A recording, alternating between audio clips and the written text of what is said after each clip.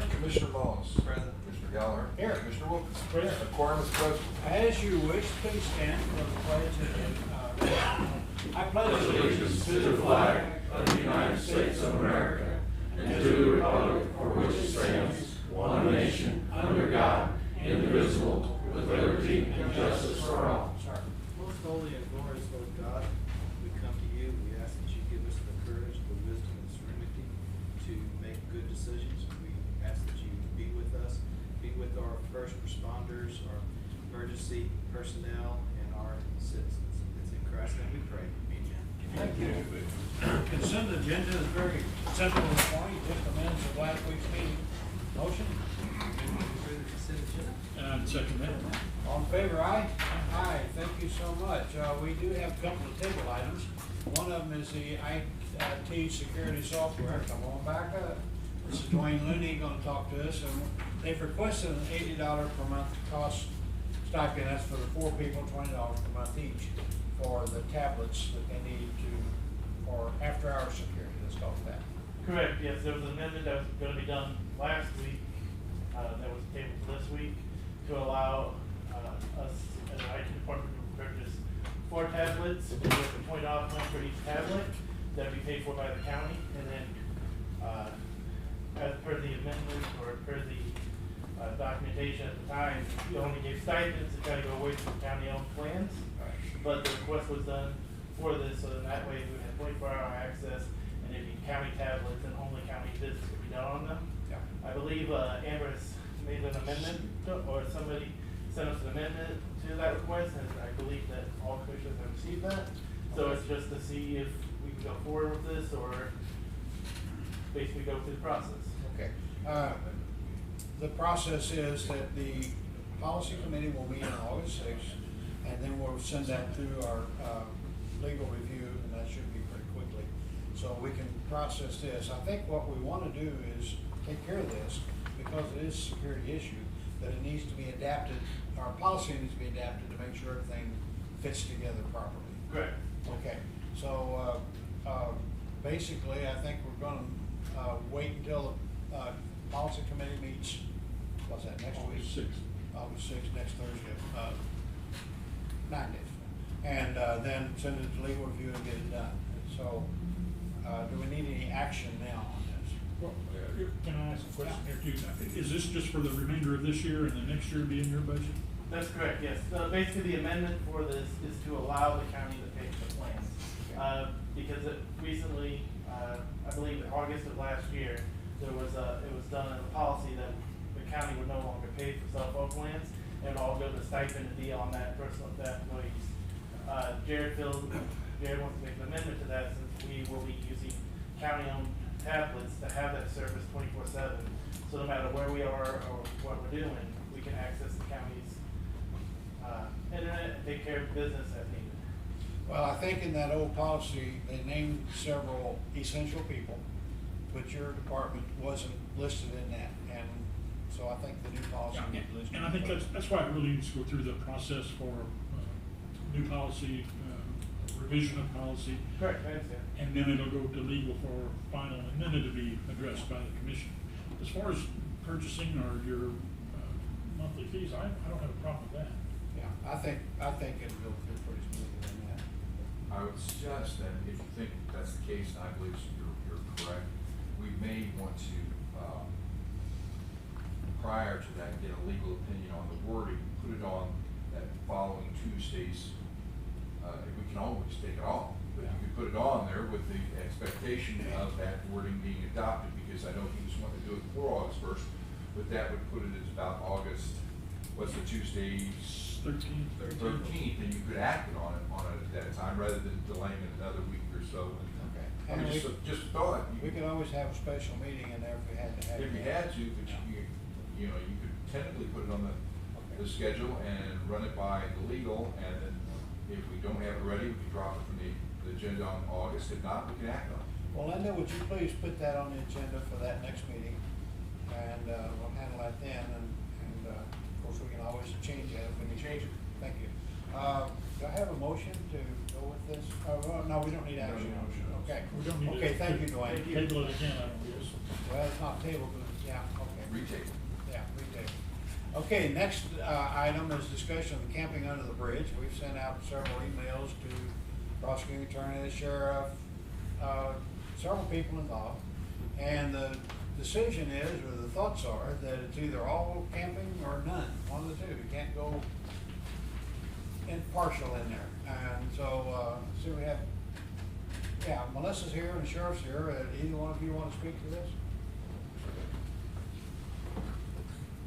Well, Everyone I hand think it we off. talked in the meantime, about, and I hadn't received, Sheriff's email about, was it 2 times in 30 days, or you had a proposal that you thought might work.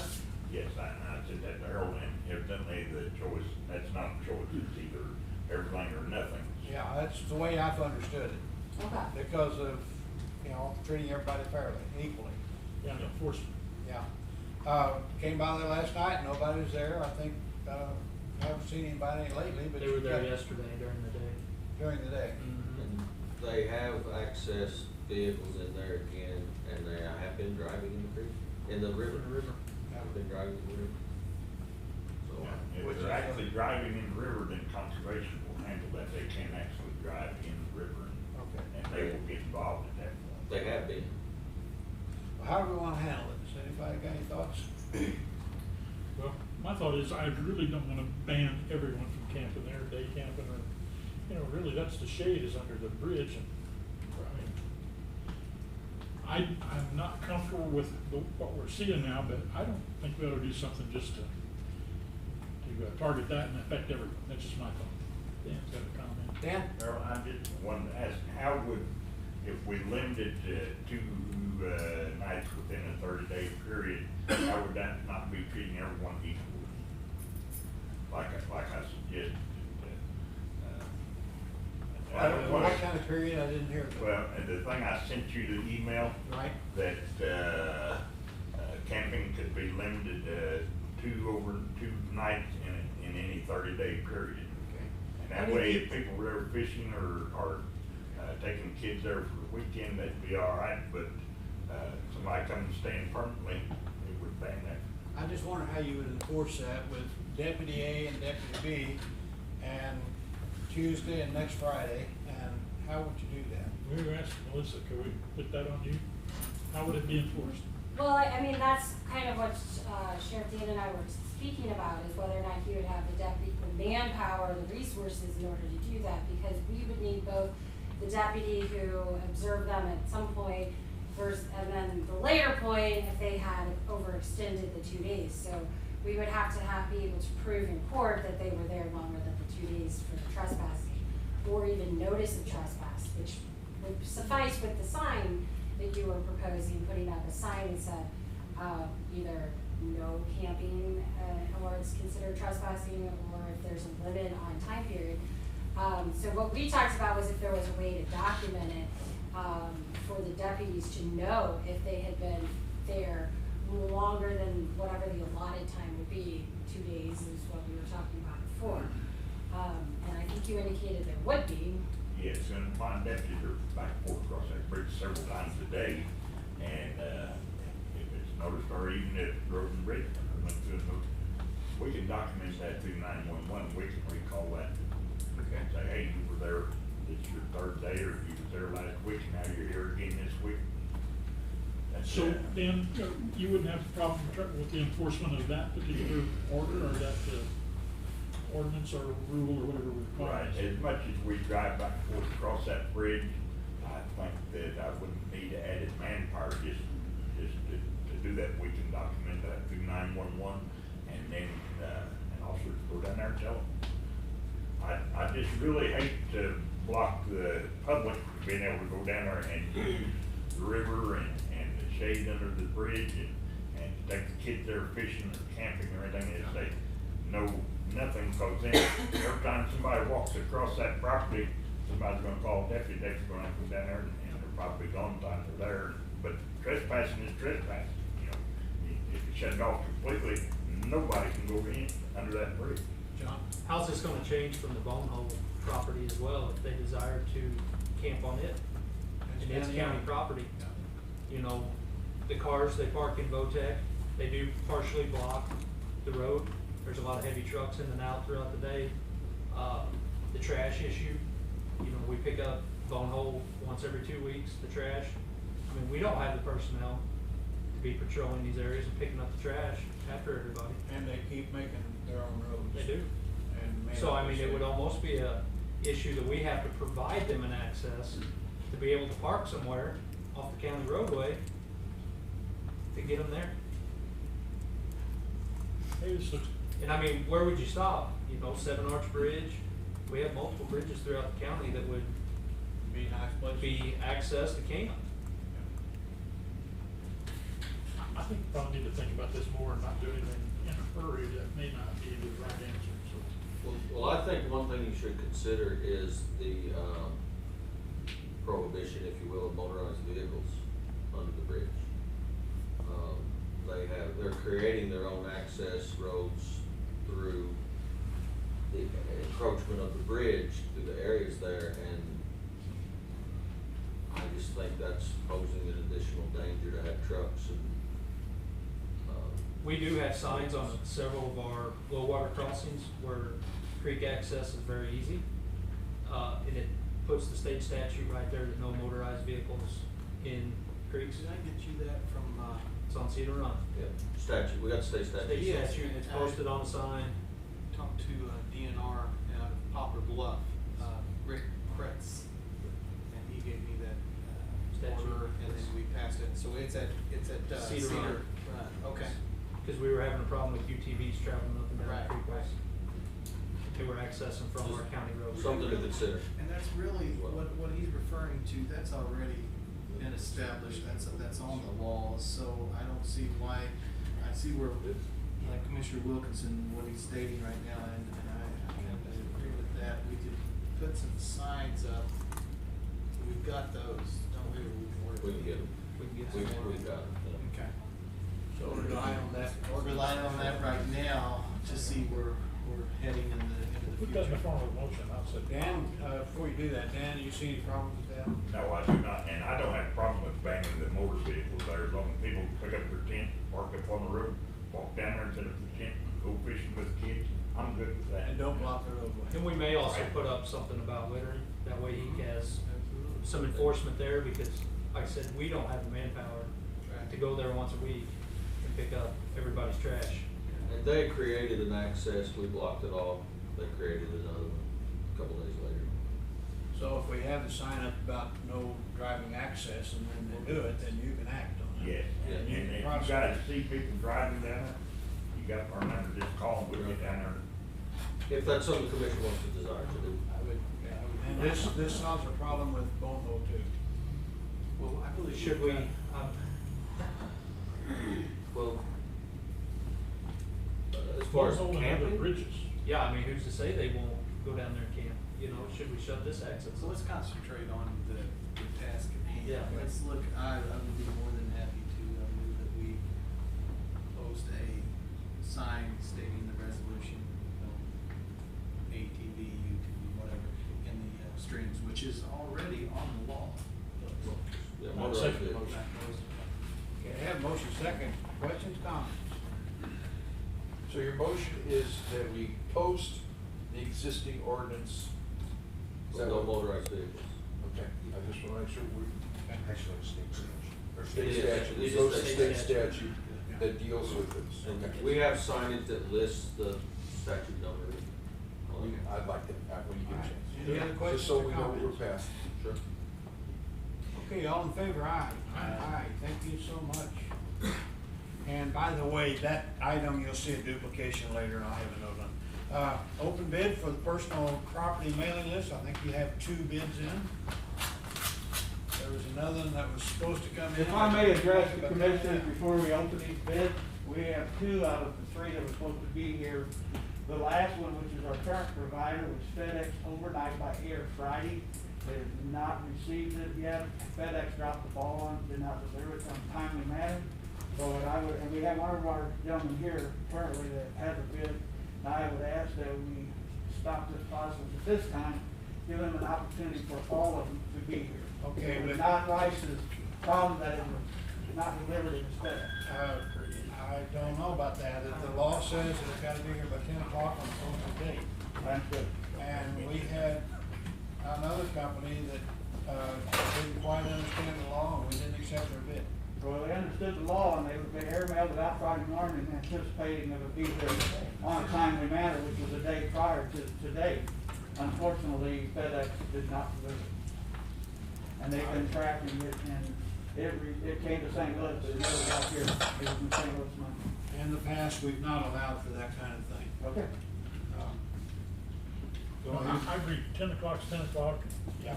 That's the way it has been. It's clearly spelled out, and it's our responsibility to get it to us. Okay.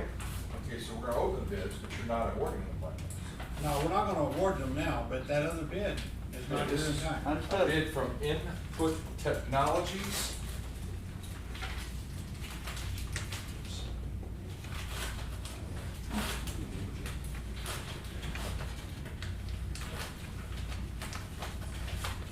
While he's doing this, we're gonna show the bids out here on the table for public review.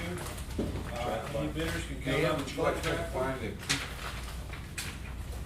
the, And, they will not be awarded today, they'll be reviewed by the clerk and the auditor's office to make sure that they comply with all the rules. no, I was just. the- Probably the next meeting they'll be acted on. This is a bid from Diversified Companies. What I'm trying to find out is if they want to come up and take a picture of the opposing or the bids, but you'd have to find out where the bids. Is there someone here from, Well, from which one is he? this one right here. You're this one? Would you turn your to where we can take a picture of the bids and then we'll clear them and then. Don't alter them in any way, you're welcome That's to kind of the photograph. summary of the.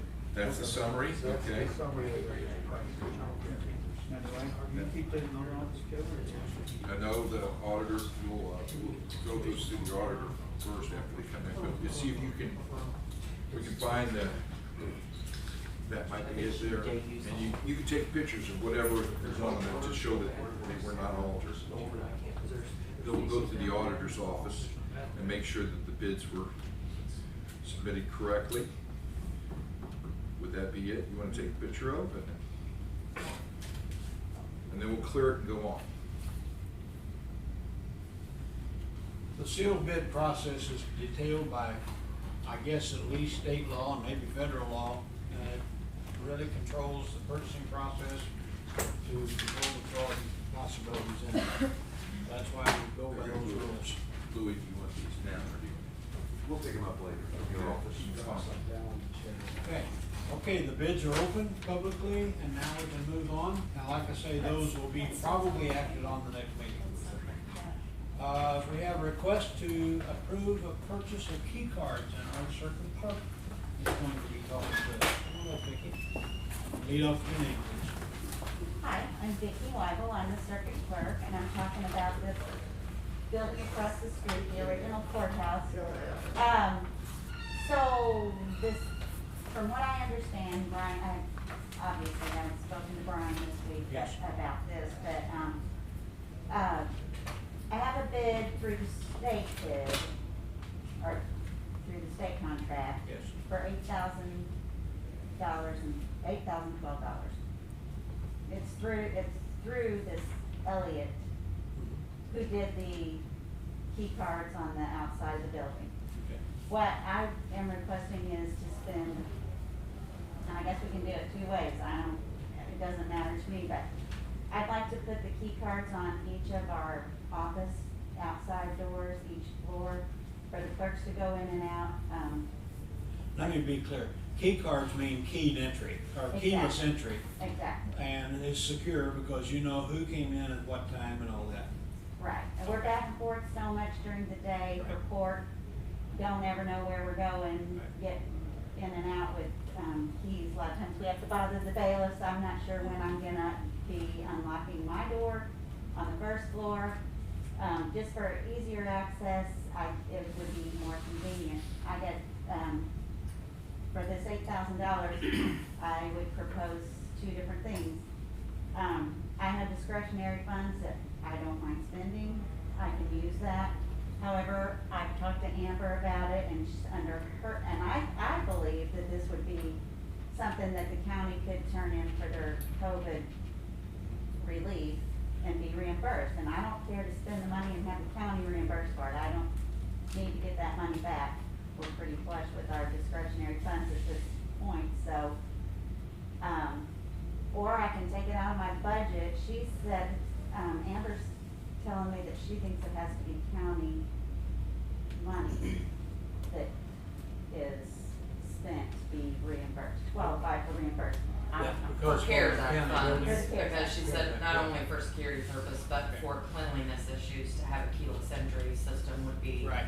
more cleanly than having keys that are And- shared amongst staff. And an important part of this consideration is that now you have keys, and if the key is lost, then we would have to rekey everything. And then you also have no record of who's going and when, so. Right. I had a comment, Basically, it's the same system that we have on our doors right now. She'd be replacing her third floor door and your first floor. Is that correct? Are you replacing both of them or just the one? And we added the second floor as well. And the second floor as well. Yeah. Essentially, what this will allow is, like you said, there'd be no keys. There'd be the same badges that they have, and then we would have it in our system. So basically, everybody who already has a badge, we would just give them access to those 3 doors. So we're not even including any additional badges. We're literally just adding it to what they already have. And Dwayne was involved in this as well. He got me my bid, and then I think Brian got in and negotiated a little bit. Okay. So, like I Which said, this was through SHI, right? Correct. This is a state It's a contract. State contract. Can I ask you, Amber, are you saying that her discretionary funds, that her private fund could not be reimbursed from the CARES fund? They could not be included with the county's reimbursement for CARES Act funds. They would have to be. They would have to be a separate application and everything, so if we Separate wanted to include Yeah. them with our reimbursements, we would Okay, have to that have makes the sense. documentation of it being a county held bank account and funds used for that. And for the record, in the last 3 years, we've really gone through some security and updated and improved and worked on that, and, yeah, so. Okay, so you're requesting the purchase of this equipment through county funds, and my bid's good through Friday. okay? And the you're- total again is what? I'm sorry? How much was the cost? $8,012. That's for 3 doors. $8,003? $8,012. 8012. And I also need some direction on how you want me to go with it. I mean, I can run it through the budget, and I believe it would be, reimbursable, but Are you happy with the budget, process in this system? Well, yeah, cause like I said, I mean, if it was deemed CARES Act reimbursable, being that it's a keyless system that will be put in place not only for security, but to help with the prevention of spread of disease, it could fall under reimbursement through the CARES Act, which means, yes, the county would front the money, but then we would be reimbursed back for that money. Whereas if she used discretionary funds, she Let me may ask not you- get reimbursed for it. Let me so. ask you this, if the county fronts the money and we apply for the reimbursement and it was deemed that it was not reimbursable, then could she reimburse the county through her discretionary funds? Yeah. That way the county wouldn't be any risk at all. Okay, do I hear a motion? I would move that we allow the circuit clerk to pursue that bid. And I'd second the motion. Any questions? All in favor, aye? Aye. Aye, thank you so much, Vicki. Thank We you. appreciate your work. Highways to History resolution, I have a copy here, and, got some copies on the table up here, and it's basically the point that we recognize our historic significance in this area. We're the crossroads of 2 major, historic trails, the Plank Road and the Trail of Tears. And so next year is the bicentennial of the state and of the county. And so we'd like to celebrate this then. And so this committee is working on that prospect of getting up the signage and working on different things. And Nancy Cozine, what's her last name? Jacob. Okay, well, she's been here a couple times, but she's working on this, and I'd just like to get this resolution passed. I think we pretty much agreed to this on an earlier meeting, but I move that we accept the example of the resolution and support the Plank Road Inn and the Trail of Tears effort to come through Missouri. Okay, second? Second. Questions? All in favor, aye? Aye. Thank you. got to discuss the future commission meetings. Next week is election day, and I think we've all agreed not to meet on that day because those guys are all gone, and they keep our records for us, and they've got other things to do that day. So, anyway, so we will not meet next week. But then after that, what do we wish to do? I'm open, but we were doing okay with every other meeting, every other week meeting, with the option that if there was something important came up, we could schedule a meeting within 24 hours and have a public meeting. So I move that we just go to every other week for now. Yeah, with our COVID cases numbers are still climbing, and our agenda is not overwhelming, and you see that today. So I'm hearing a motion, I guess, Yes. that we go to every other week after this meeting. Yeah. So further notice. Yeah, Until further notice. Any questions? Ideas, thoughts? All in favor of going to? Commissioner Mullins seconded that, correct? I Yes. thought I heard that. Yes. Yeah. And all in favor, aye? Aye. Thank you. Yeah, this is what I said a while ago was a duplication. It just wound up on the front agenda. I want to make sure we acknowledge that. Okay, permission to investigate the possibility of improving our county entry signs along the highway. And we've got a new gentleman with us, Bob Turner, and he's working on this. And our idea is that our tourism's taken a hit. Excuse me. And if we can do an improvement of our sign welcoming, right now they say entering St. Francis County. Excuse me. And if we can improve on that a little bit, it would help on our tourism. And Bob's got some ideas. He's worked with other things. Bob, you want to talk? Thank you very much. I appreciate you hearing me on this. I'm asking for your approval for me to look into the possibility of installing what's called political boundary signs at the boundary of St. Francis County with other counties. This is something that can be done, doesn't have to be done all at once. There's a significant number of both state and county roads that intersect the county that should be considered. But essentially, this is a common across the country, not only in the state of Missouri, but across the country. It's permitted under this manual right here. This is everybody's guide on how you sign and stripe roads across the nation. Some of you may remember a long time ago when we had yellow stop signs. That was a long time ago, but now everything's standardized.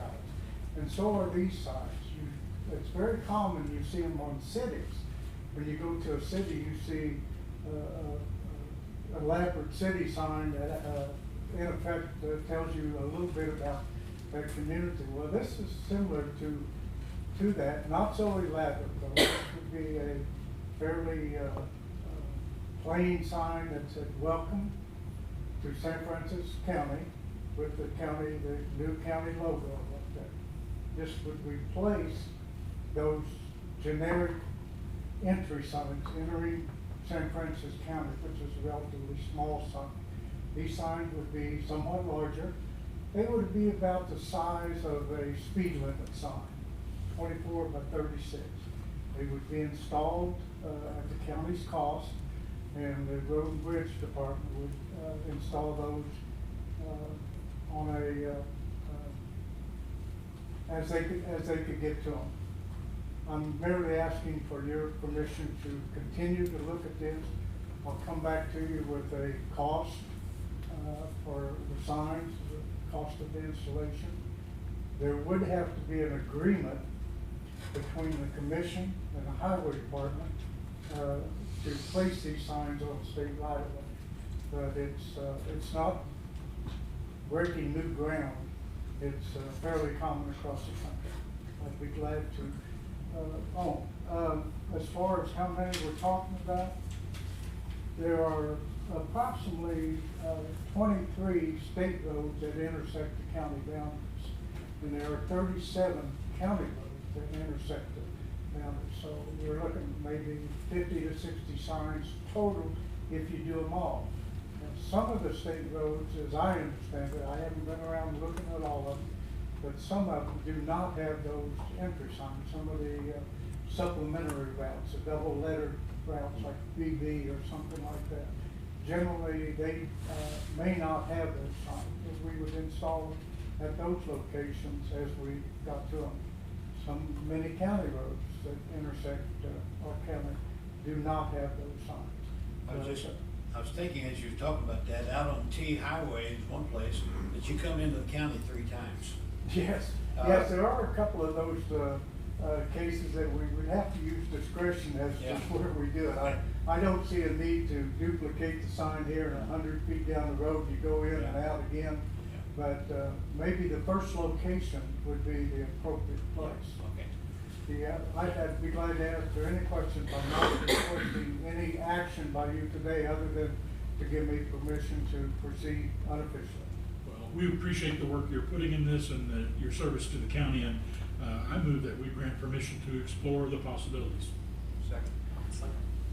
That book he's talking about, I've worked with that a little bit in retro-reflective signs. And what that is to make sure that if you're used to driving in Missouri and then you go to New York, it's the same sign system.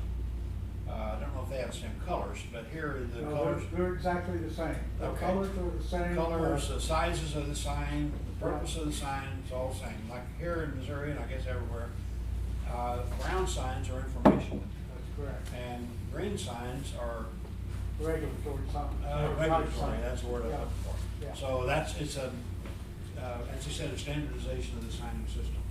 So, and Bob's familiar with that. I have any other comments or questions? Do we have a sign making capability? Making what? Oh, they're bid out annually. So they're always We would have to bid out, so acquire we the have sign. an idea of how many we And have. we're gonna touch on this in departmental report. Okay. Okay. The issues at hand right now. Any other questions, comments? Well, I'd like to thank Bob for working on this. I don't know if you formally introduced this, our new flood coordinator, and he's a farmer, head of a bunch of departments from Springfield to down, where else? Far south is Louisiana. Louisiana, and is retired here, so we're very happy to have his engineering expertise.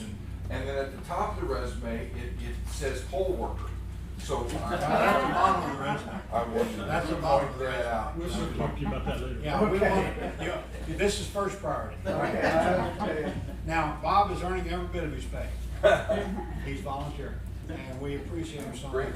Yesterday, there was a discussion in my office about a bridge limitation and rules, and after it was over with, Bob came in and said, I used to inspect bridges, can I help?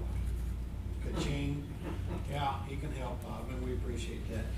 Have any other questions, comments? Okay, a motion second, all in favor, aye? Pursue, Bob, we Thank you. appreciate you, thank you. Thank you, Jim. Next meeting, as we talked a while ago, is week after next, because of the election day next week, and of course, we have a new rule now, for now, about every other week meetings. So we'll be here in 2 weeks. Other business, correspondence, anybody? Public comments? Departmental reports, you guys have something? Commission, over the last 4 to 5 weeks, we have noticed an increased theft in our signs throughout the county. These are road signs, stop signs, regulatory signs on our county roads. These are at a great expense to the county. 6-inch by 24-inch sign sets us back about $50. And I know we just ordered a pallet of them yesterday. Plus the labor. Plus the labor. So, reaching on a little bit of what Bob was talking about, if we put these new signs up entering our county, and if they're 24 by 30 inch, we may be out $100 per sign. At 63 sites, or roughly what you said, that's $6,300. The chance of them being stolen off state highway are a little more slim than what they are on our county roads. But if we replace those signs 3 times a year, that's an increased cost to the county. Yeah. And safety. In safety. If you take a stop sign down, and somebody doesn't know there's no stop sign there when there should be, you could cause a serious accident. Or what about if they call emergency services and they can't find the road? So. And we're mandated to purchase high reflectivity through the, through the MUTCD, you know, and. Through the book. Right. So that was something we wanted to report on. I don't know if my sheriff's left, but, you know, if he's seen anything, if anybody finds anything in the county, signs thrown out, or know of anybody possibly having a theft of the signs. This theft is a danger to all. If we knew somebody in the newspaper business, maybe we could get an article written about it. Maybe. We'll have to research that. Find some. Yeah, we'll find out. So, you know, kind of like say reaching on what Bob was talking about, if the county does desire, the commission does desire to go to this route with the entry signs in the county, we could be looking at a very increased cost, not just the initial cost of purchasing the signs, but the replacement of these signs as well. Right now we use, it's like a 10 by 12 or 10 by 18 entry sign that says entering St. Francis County or St. Francis County maintenance ends, something like that. We don't have a lot of issues with those disappearing. No, but I would assume if you're gonna put these up, that I think, the figure was 90-something% of the people that come from outside this county, into this county, in only like 6 locations. You know, the 67, 32, Right. 221, Right. and, you know, 8, so those would be your primary. Sure. To get the local traffic going back and forth on F doesn't make a RT or something like Right. that, so. Or even some of our and if county we- roads that may see a average daily traffic count of Right. 5. Right, so that would be evaluated, but you'd also have a more difficult time stealing that sign off 67. Correct. Or 32, because it's Too many a lot more people volume. watching. Yeah. Right. I'll give you an example, when we facilitated the signs for the Mennonite community in the south, and we put the signs up that had the horse and buggy and, you know, be cautious. The sign company that we purchased them from said, you better buy a lot of extras, because they're gonna disappear. And they they did have. within the first week. And they have. So, we anticipate that, but You're not saying the Mennonites, sir. No, No. Go down the road with them in the back of their buggy. I think it's kids in college Yeah. rooms. Yeah. So we did want to report on that as a safety issue throughout the county right now. Any other departmental reports? Let me give you a little update on the voting when you get a chance, if somebody else is. Right now, you got the floor. All right, we've sent out 735 absentee ballots. That's all that will be sent out because that ended last week. 451 have been returned as of this morning. There's been just under 500 people that have already voted in person at my office out on Weber there in person. So we expect that this next week it will be somewhere between 700 and 1,000. Plus, we think we'll get another 200 absentee returns, so there'll be well over 1,000 people that will have voted. To address some of the things I see on the internet all the time, we are different than the other states. The big controversy on these are absentee ballots that people here locally have requested, that are on our books, that they know their social security number, they know and have to be returned. Whereas some of them, California and Michigan being 2 states, have sent them out to all of registered voters. And if you remember last year, I reported that we had many more, and I've since purged hundreds, and after this next election in November, I will purge hundreds more that have not voted. We sent them 3 letters, and they did not respond to any 3 saying, hey, if you haven't voted in those last 6 years, we're gonna put you on the inactive list. The point is, this state does a much, much better job of making sure that we're not sending 10 different ballots to an address under 5 different people that have moved from there or over the years or whatever. So that controversy really doesn't take place. When they come into our office, they have to have ID just like we do on. That's why I want to try to get as many people more to come in person and be identified, and let the people at the polls be less, because I'm really afraid that there's going to be long lines, that people are going to be deterred saying, I don't want to stand in a long line with the COVID situation the way it is. So we're encouraging, we're there from 8 to 4 all this week. Saturday morning we'll be there from 8 till noon, and then Monday. And so you can vote up to the day before the election. Okay? Just so that, please let people, I've been trying to work out there and talk to everybody who comes and vote, saying, tell your friends and neighbors, we sanitize after every voter. We can handle about 10 to 20 voters an hour and completely keep them separated, and it's a very safe environment to do that. Yes. And that's considered early voting. That is early voting. Yes, sir. Yes, Commissioners, I attended a Southeast Commissioners meeting at the Missouri National Veterans Memorial. I would encourage everyone to make a trip down to Perryville. Jim and Charlene Edelman, they basically, they donated almost 50 acres of ground for this project.